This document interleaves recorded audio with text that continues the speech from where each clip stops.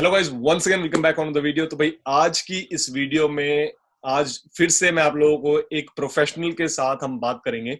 क्यों हम प्रोफेशनल के साथ बात करेंगे? क्योंकि भाई बहुत सारे वीजा रूल्स में चेंजेस आते रहते हैं।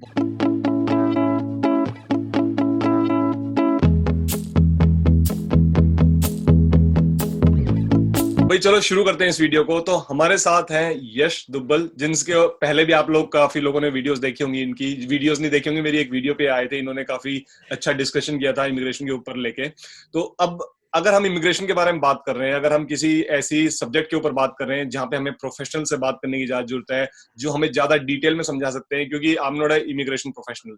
और यस जी जो है ये इमिग्रेशन स्पेशलिस्ट है, प्रोफेशनल है, इनको पता है कोई वीजा में रूल्स में चेंजेस हो रहे हैं, क्या नए चेंजेस आ रहे हैं, कैसे वो चेंजेस स्टूडेंट्स को हेल्प कर सकते हैं। तो यस जी, welcome once again on our channel. कैसे हो? Thank you. I'm How are very you? well. Good? Thank you, Raju. I'm very well. Thank you. How are you? I'm really good. Thank you. And so yes जी, जैसे कि thanks for coming on our channel once more time.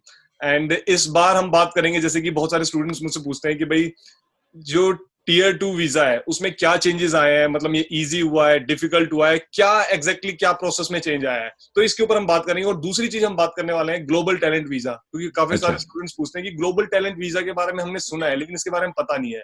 तो मुझे लगा कि आपसे बढ़िया कौन होगा जो इसके बिल्कुल। बारे में डिटेल में इन स्टूडेंट्स को हेल्प कर सकता है, डिटेल में इन स्टूडेंट्स को बता सकता है कि भाई what exactly global talent visa is, what Sure. Exactly is tier 2 and what are the new changes, और आसान हुए मुश्किल हुए। तो चलो इसी के साथ मैं ज्यादा ना बोलते हुए आप Sure, sure. So राजीव, पहले तो let's focus on Tier 2 के changes के बारे में। पहली चीज तो Tier 2 का नाम चेंज होके अभी हो चुका है sponsored worker visa. So Tier 2 is not Tier 2 anymore. Okay Now it's being called as a sponsored worker visa. Okay अगर स्टूडेंट के लिए है जो, तो बड़ा बड़ा ही फायदे वाली बात है स्टूडेंट्स के लिए। तो मैं 3-4 चीजें जो मेन है वो मैं पहले बता देता हूँ कि क्या चेंजेस है और कैसे ये फायदे वाली बात है स्टूडेंट्स के लिए। ठीक है। ओके या तो पहली चीज तो ये स्पॉन्सर्ड वर्कर वीजा में जो स्किल लेवल है, वो हमने लास्ट टाइम भी बात की थी पहले वीडियो में, कि स्किल लेवल जो गवर्नमेंट ने ड्रॉप कर दिया है लेवल 6 से लेके लेवल 3 का। लेवल 3 पे, हाँ बताया था आपने। तो अगर ये जो ऑडियंस है उसको समझ में नहीं आता है, to make it simple for them today, ये समझ लो कि बहुत सारी पोजीशंस जो है वो स्पॉन्सर्ड हो सकती है। ठीक है। अच्छा ओके तो फॉर एन एग्जाम्पल, और ये एग्जाम्पल मैं हर एक वीडियो में जो भी मैं बात करता हूँ दे ही देता हूँ, क्योंकि इससे क्या होता है कि थोड़ा समझ आ जाता है कि कौन सी पोजीशन वो स्पॉन्सरशिप में आ सकती है। ओके रेस्टोरेंट में रेस्टोरेंट मैनेजर जो है वो भी हो सकते हैं, गैरेज में मैकेनिक्स भी हो सकते हैं। ये पोजीशंस मैंने इसलिए हाइपोथेटिकल सिनारियो में बताई है कि इससे थोड़ा बहुत आइडिया आ जाता है स्टूडेंट्स में ऑडियंस को कॉन्फिडेंस कि यार रहेगा। ओके कि कौन सी पोजीशन आ सकती है। ओके मतलब कि अकाउंटेंसी फर्म में बुक कीपर है वो भी हो सकते हैं स्पॉन्सर। अच्छा अच्छा अच्छा अच्छा। तो गवर्नमेंट मतलब जॉब में इसमें ये अब जो स्पॉन्सर्ड वर्क, तो इसमें अब इनको नया वो नहीं दिखने की जरूरत है कि भाई रेजिडेंशियल आरएलएमटी जो होता था पहले कि भाई यूरोप से उनको मिल सकते हैं, नहीं, ये सारी कंडीशंस हट गई हैं अब। नया जो चेंज आया है उससे क्या होता है कि एम्प्लॉयर के लिए इजी हो जाता है ओके रिक्रूट करना। इनके ऊपर इतनी रिस्पॉन्सिबिलिटी नहीं आती है कि इनको डिस्चार्ज करना पड़े कि यार यहाँ पे लोकल सेटल वर्कर है कि नहीं है before they hire the student. Okay तो ये आरएलएमटी निकालने से ये होता है कि एम्प्लॉयर के लिए इजी हो जाता है रिक्रूट करना फॉरेन वर्कर्स। तो ये दूसरी चीज है। ओके तीसरी जो पॉइंट है वो बड़ी लोगों को नहीं पता है, बड़े लोगों को नहीं पता है, ये सबसे बड़ी बेनिफिशियल और एडवांटेजियस है स्टूडेंट्स के लिए। वो ये है कि अगर कोई एम्प्लॉयर स्टूडेंट को ये रूट से स्पॉन्सर करता है, स्पॉन्सर वर्कर वीजा से, तो एम्प्लॉयर को इमिग्रेशन स्किल चार्ज नहीं देना पड़ेगा। Okay and that is a biggest saving, and that is £1,000 per year पर पर्सन।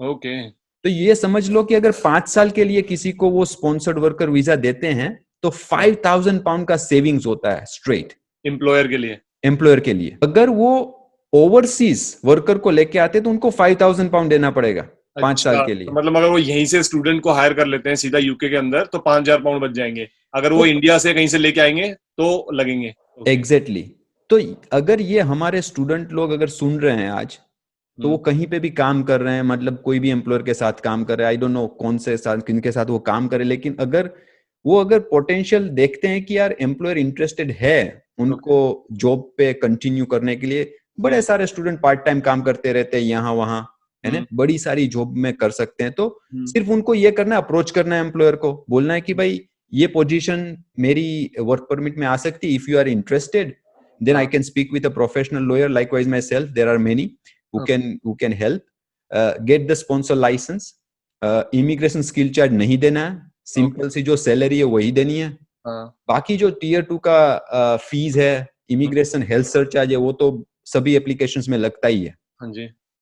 तो कहने का मतलब ये है कि अगर स्टूडेंट्स अगर हमारे यहाँ पे सुन रहे हैं और वो कहीं पे भी पार्ट टाइम काम कर रहे हैं, इंटर्नशिप में काम कर रहे हैं, वर्क एक्सपीरियंस में काम कर रहे हैं, अगर उनका रेपो बन चुका है और there is an established relationship with the employer, then why don't they just approach the employer and say, look, there is a way I can stay here, work with you longer term on a full-time basis up to maybe 3 to 5 years time. Definitely. And the employer will get the reliable, skilled, productive staff.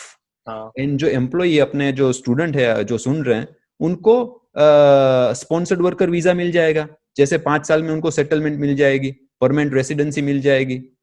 तो अगर देखा जाए तो PSW जो होता है, PSW जैसे मैं तो हमेशा यही कहता हूँ कि पीएसडब्ल्यू कभी भी पीआर के लिए आपका काउंट नहीं होता, अगर आप 10 ईयर उस पे जाओगे रूट पे, then it will be counted. Yes, तो ये जो टीयर 2 है डेफिनेटली ये तो पहले दिन से ही काउंट होता है वर्क परमिट में, मतलब 5 साल अगर टीयर 2 तो अब चेंज हो गया, सॉरी वो नाम ही चेंज हो गया है, स्पॉन्सर्ड वर्क वीजा। तो अगर ये इस पे स्टूडेंट आते हैं तो डेफिनेटली वो 5 साल के बाद पीआर के लिए अप्लाई कर सकते हैं।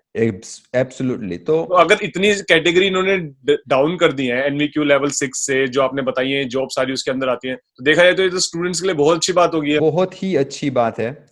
तो ये इनका जो भी लोग सुन रहे हैं वो फायदा उठाएं, अपने एम्प्लॉयर से एटलीस्ट अप्रोच करें, उनसे बात करें, बात करके देखें, कम से कम बात करेंगे तभी पता लगेगा कि ये अपॉर्चुनिटी है, why don't we explore it, and it's not very expensive.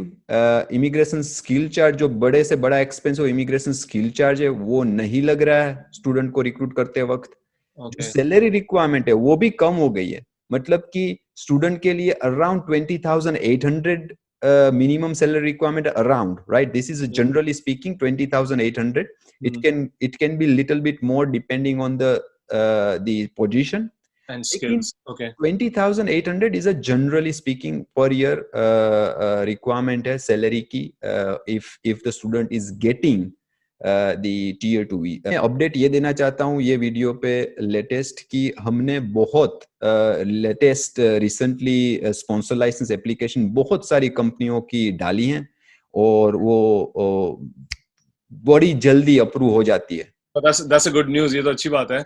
इसमें तो मतलब बहुत सारा स्टूडेंट्स के लिए फायदा होने वाला है, एम्प्लॉयर्स ऑब्वियसली रिक्रूट कर सकते हैं यहाँ के स्टूडेंट्स, क्योंकि जो स्टूडेंट यहाँ पे आगे पढ़ेगा उसने 2-3 साल की अगर यहाँ पढ़ाई करी है, 4 साल की पढ़ाई करी है, उसके बाद उसके लिए अच्छी अपॉर्चुनिटी हो जाएगी भाई यहीं पे अगर उसको कोई स्पॉन्सर कर रहा है उस जॉब के लिए, so it's easy for them to get settled here. इसके साथ साथ जो अब हम मुझे लगता है कि एक बहुत अच्छी बात जो सेकंड चीज पे हम बात करने वाले हैं, global talent visa.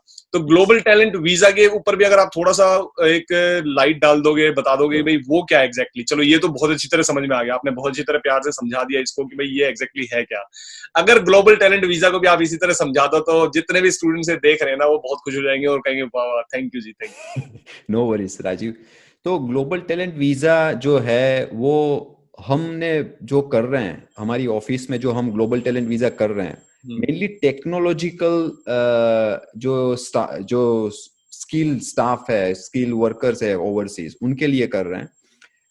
Global talent visa arts and science में भी होता है, ग्लोबल टैलेंट वीजा रिसर्च में भी होता है, और लेकिन जो हम कर रहे हैं हमारी जो स्पेशलिज्म है वो आईटी सेक्टर में है। आईटी सेक्टर, ठीक है। तो इसमें क्या होता है, ग्लोबल टैलेंट वीजा में आपको पहले तो एंडोर्समेंट लेटर लेना पड़ता है एंडोर्सिंग बॉडी से। तो हर एक सेक्टर की अपनी अपनी एक एंडोर्सिंग बॉडी है, इंजीनियर्स के लिए अलग है, रिसर्च साइंटिस्ट के लिए अलग है, टेकी पीपल है उनके लिए अलग है। ठीक है। तो हमारी जो स्पेशलिज्म है वो टेक्नोलॉजिकल स्टाफ के लिए वो है टेकनेशन, उनकी एंडोर्सिंग बॉडी है।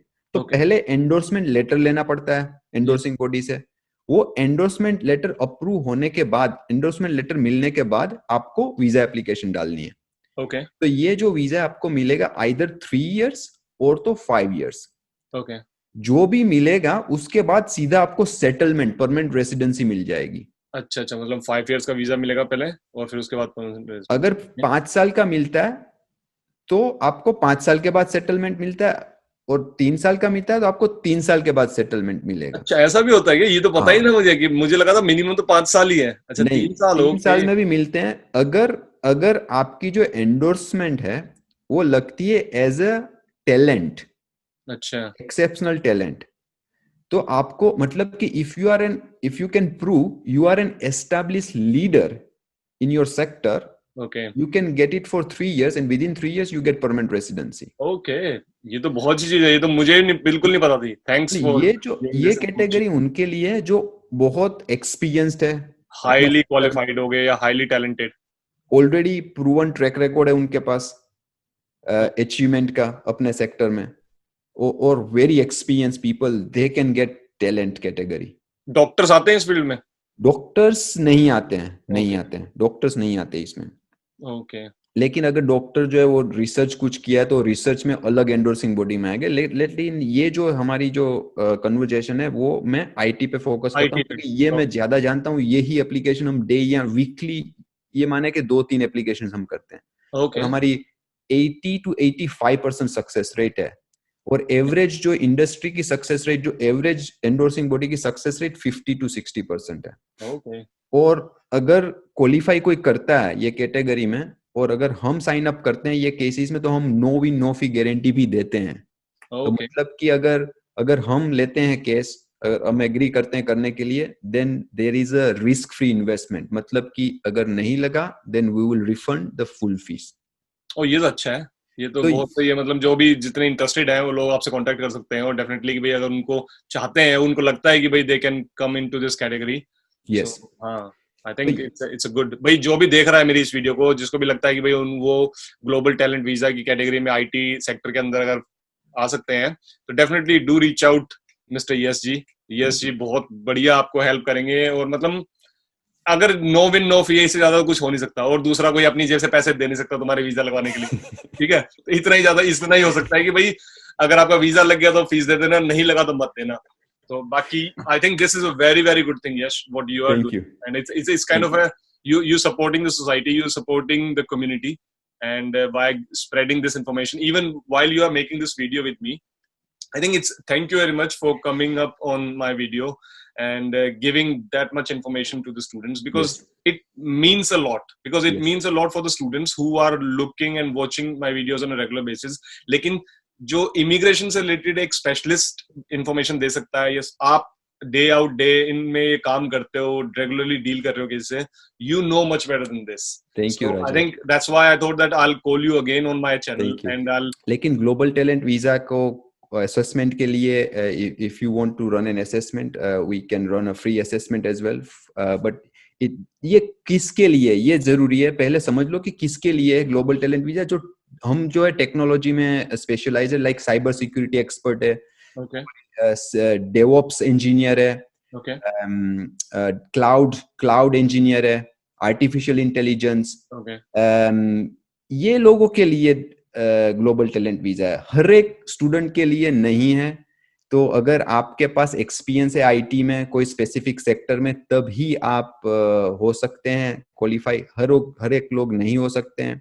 okay अगर आप नहीं इस कैटेगरी में फिट बैठते हो, अगर आपके पास कोई एस्टेब्लिश रिलेशनशिप है कोई यूके एम्प्लॉयर से, तो आप जाके उनसे बात करें, उनका और हमारा कनेक्शन करवाएं, बात करें, have a conversation, and you might qualify and you might get an opportunity for work permit which is now known as a skill worker visa. तो yeah ये मेरी क्लोजिंग कमेंट है, और कुछ भी है इंक्वायरीज, कुछ क्वेश्चन है, तो feel free to reach out to me. Of course I might not be there, but my team is there to assist anyone who is reaching out to us. no no definitely means यही है कि भाई मैं जितने भी students देख रहे हैं उनको मैं यही कहूंगा कि any questions any doubt make sure do reach out to ESG, and he will definitely help you and guide you, means what you can do, what is good for you, and इसी के साथ ESG thank you very much for Thank you. Coming on this video. Thank you very much, आपने अपना time दिया मुझे Thank you. इस video के लिए, क्योंकि मुझे लगता है कि ऐसी ऐसी वीडियोस बनाने से ही स्टूडेंट्स को और इन्फॉर्मेशन मिल सकती है, और ऐसे ही हम जो पास्ट स्टूडेंट्स रह चुके हैं, आप भी मैं भी, हम स्टूडेंट्स की हेल्प कर सकते हैं, उनको गाइड Yes. करते हैं एक राइट डायरेक्शन में। Thank you. तो इसी के साथ तो थैंक्स, और इस मिलेंगे फिर दोबारा से, कोई नया वीजा की अपडेट आएगी, कोई नई और चीजों पे बात करेंगे। तो आज की वीडियो को चलो गाइस यहीं फिनिश करते हैं, मिलते हैं नेक्स्ट वीडियो में एक नए कंटेंट के साथ, तब तक के लिए बाय।